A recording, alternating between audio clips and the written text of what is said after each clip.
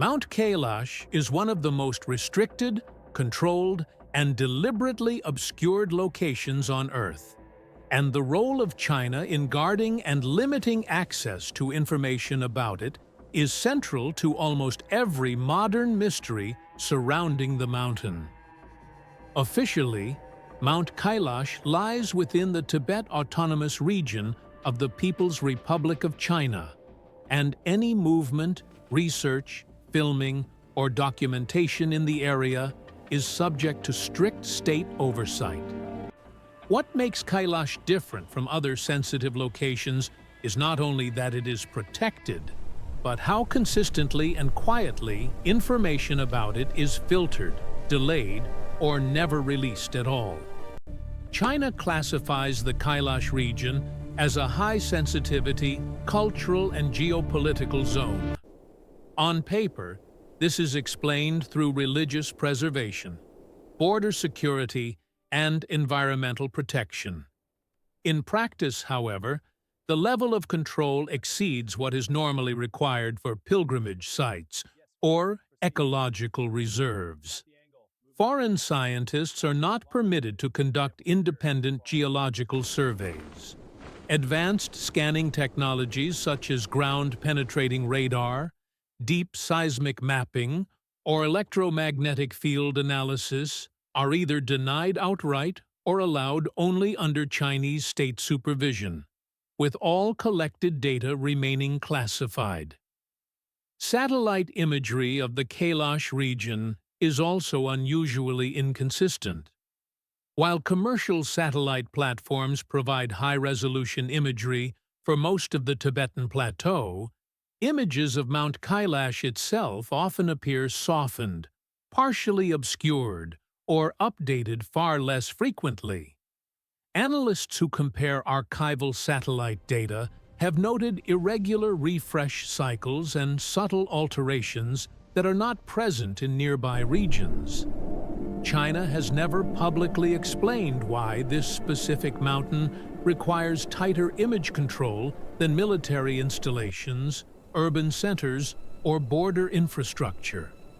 Access to the area is regulated through a permit system that goes far beyond normal tourism controls. Pilgrims are allowed only along predefined routes, at predefined times, under constant monitoring.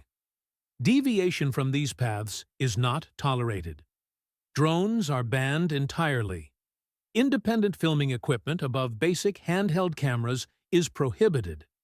Any attempt to map, measure, or document terrain features outside approved narratives results in immediate confiscation of equipment and removal from the region.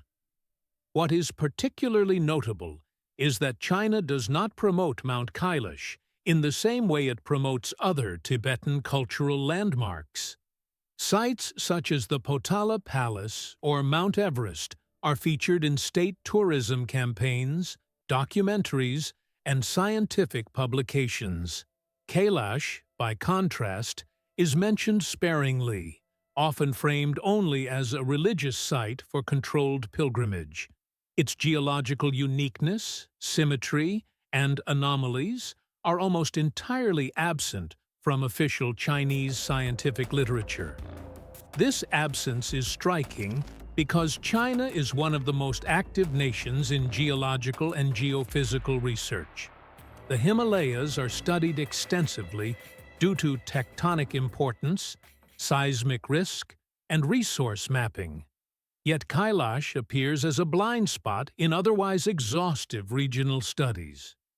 When Chinese geological papers reference the area, they do so indirectly, grouping it into broader formations without detailed focus.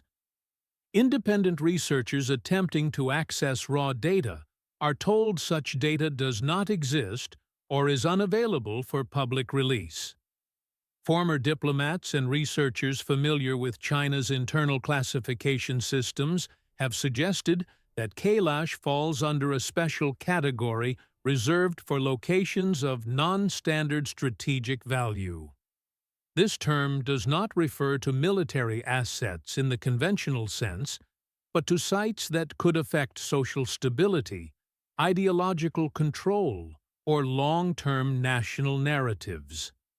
In other words, places where open discussion could lead to questions the state prefers not to invite. One theory often discussed in closed academic circles is that China understands Kailash as a destabilizing symbol. The mountain sits at the intersection of multiple religious cosmologies that predate modern borders. Hindu, Buddhist, Jain, and Bon traditions all claim Kailash as central to their worldview.